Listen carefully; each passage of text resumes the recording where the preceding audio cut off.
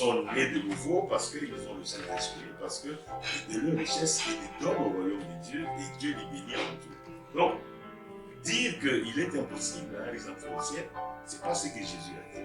Moi, souvent, je me demande, normalement, tous les chrétiens savent que plus t'es généreux, plus tu aimes ça et plus il te bénit. Oui. Pourquoi tout le monde n'applique pas ça?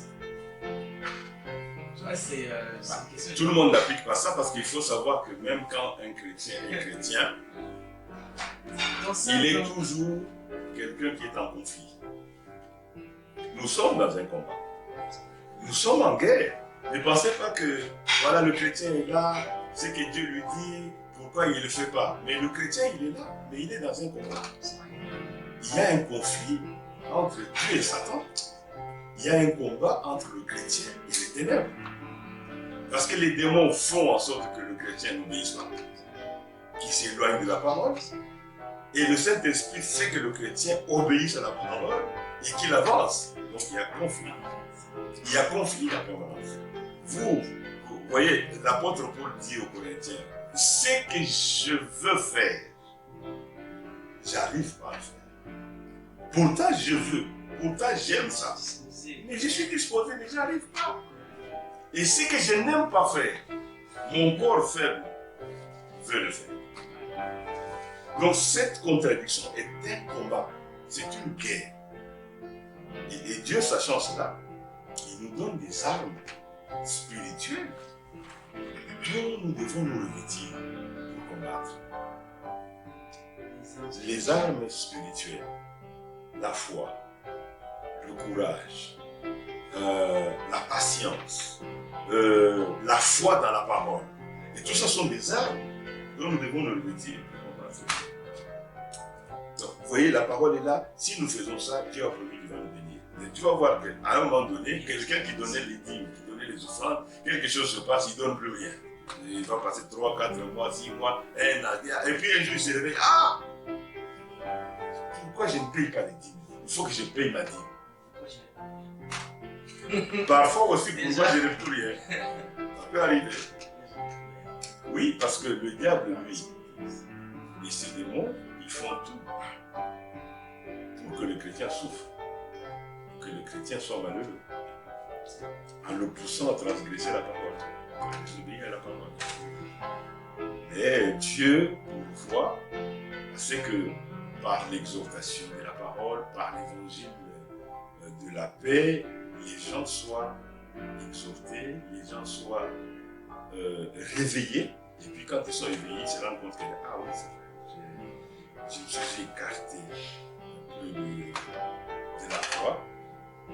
Que Dieu m'aide, je veux revenir à des bonnes conditions. C'est pourquoi Frère Branham dit il faut aller en Israël. Et si vous allez en Israël, la Bible deviendra un nouveau livre. Et vous aurez le contexte. Vous aurez le contexte de ce qui va écrit. Sinon, vous réfléchissez avec vos réalités et vos compréhensions. Ah, il a dit chameau, voilà un chameau. Il a dit aiguille, voilà une aiguille. Et puis vous êtes... Mais ça passe pas. Mais quand vous savez que c'était une porte, et que cette porte-là fonctionnait de cette façon-là, alors vous dites, oui, si on est riche, on est attaché à ces richesses, on est incapable de s'humilier, se mettre à genoux, se plier, pour qu'on soit détaché, pas que ces liens-là soient brisés, mais qu'on soit celui qui maîtrise sa richesse, et non pas qu'on est dominé par sa richesse. Alors on peut entrer dans la retraite.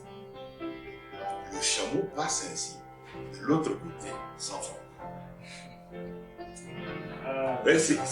Là, le tableau est magnifique. Le tableau est magnifique.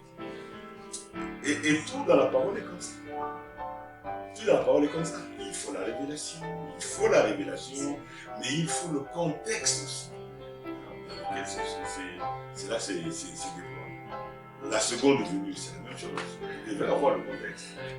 Si vous n'avez pas le contexte, vous allez chercher à tirer des choses. Et quand je dis par exemple, répète que le prophète a dit que le signe de l'apparition est très différent du signe de la vue. C'est très différent. Lui, il dit qu'il y a une très grande différence. nous devons répéter qu'il y a une très grande différence. Ensuite, il faut le démontrer. C'est quoi la différence? Ok. Vous voyez la nuée. La nuée est le signe. La nuée, c'est une seule nuée. Il n'y a pas deux nuées. En 63, le 28 février, on n'a pas photographié deux nuées. Non, il n'y en a qu'une. Et cette nuée-là, pour Frère Branham, c'est le signe de son apparition. C'est le signe de l'apparition. Pas de la venue. Mais la multitude des nuées qui est annoncée dans 1 Thessaloniciens chapitre 5, vous dit, le Seigneur descendra. Il descendra lui-même avec un cri, avec une voix et une trompette. Et quand il descendra, en faisant ces trois choses, quand il descendra, les morts en Christ ressusciteront. Et nous, les vivants qui sommes restés, seront changés, etc. Et il dit, et ensemble, nous serons enlevés dans les nuées. Pas dans la nuée, pas dans la nuée, mais dans les. Beaucoup de nuées. Parce qu'il y aura une multitude. C'est-à-dire que chacun aura sa nuit. On peut dire que chacun aura sa nuit. Okay? Parce que ce sera une multitude de nuées. Même si vous êtes deux sur une même nuée. Mais Dieu n'a pas dit que ce sera ainsi. Il a dit que nous serons enlevés sur des nuées. Et les nuées, au pluriel, la multitude des nuées dans la Bible, c'est le signe de la venue du Seigneur. Dans toute la Bible,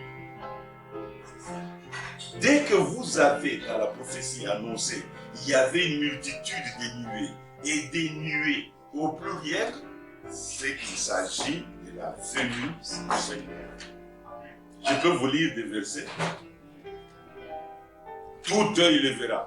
Il viendra sur les nuées. C'est la venue du Seigneur. Ce n'est pas l'apparition. Jésus dit à Caïphe, qui l'interroge, es-tu réellement le Christ? Matthieu chapitre 26. Es-tu celui qui doit venir? Qu'est-ce que Caïphe voulait voir? Il voulait s'assurer si ce n'était pas une aventure. Et quand le Seigneur va parler, le Seigneur va lui dire, je le suis. Et bien plus, je vous déclare que vous verrez le Fils de l'homme venir sur les nuées dans sa gloire. Il n'a pas dit vous le verrez venir sur la nuée. Non. Sur les nuées. Daniel, chapitre 12. Oh, à partir du chapitre 7. Daniel dit, j'ai vu venir sur les nuées le Fils de l'homme. Quelqu'un semblable au Fils de l'homme. Donc, c'est la venue. Frère Madame dit, le signe de la venue est différent du signe de l'apparition. Donc, vous ne pouvez pas mélanger ça. Et si vous mélangez ça, vous provoquez la confusion. Et quand vous amenez la confusion, les gens ne savent pas se préparer. Il faut... Vous voyez, je n'utilise même pas les citations, ni les versets comme ça, parce qu'on peut aussi faire ça avec l'ordinateur. Mais c'est juste pour vous montrer le schéma.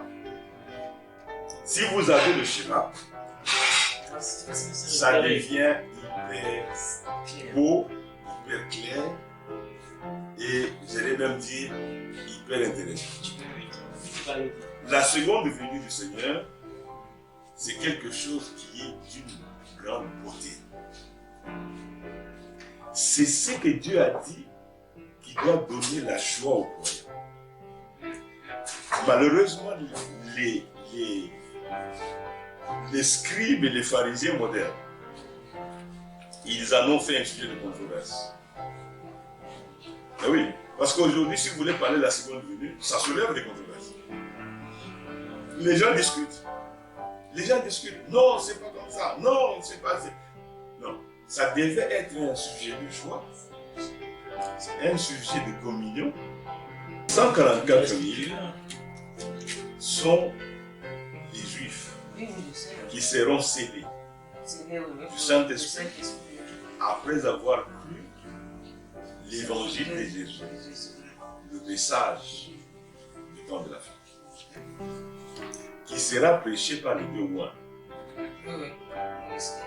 Élie et Moïse. Et les 144 000, pourquoi on les appelle des serviteurs? On les appelle des serviteurs parce que ce sont des serviteurs de Dieu. Ce sont des prédicateurs. Eh oui, c'est pour ça qu'on les appelle aussi serviteurs. Maintenant, il y a une image, tout ça, ils s'exprimeront au temple comme les eunuques, etc. Donc on voit seulement comme si c'était des gens qui viendront avec des assiettes pour que vous puissiez manger. Non, c'est pas ça. C'est pas ça. Non.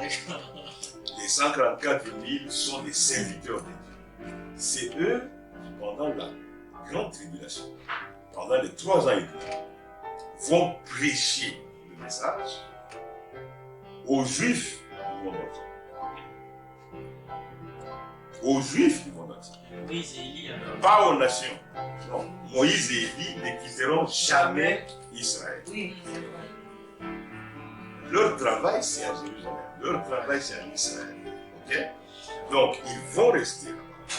Mais comme ils ont un ministère limité, ils vont prêcher, enseigner à des hommes qui vont devenir eux-mêmes des serviteurs. Et ces serviteurs vont aller dans le monde entier, dans toutes les synagogues où il y a les Juifs, pour leur dire l'exil est fini. La rédemption est là. Rentrons à Jérusalem. Le Messie arrive.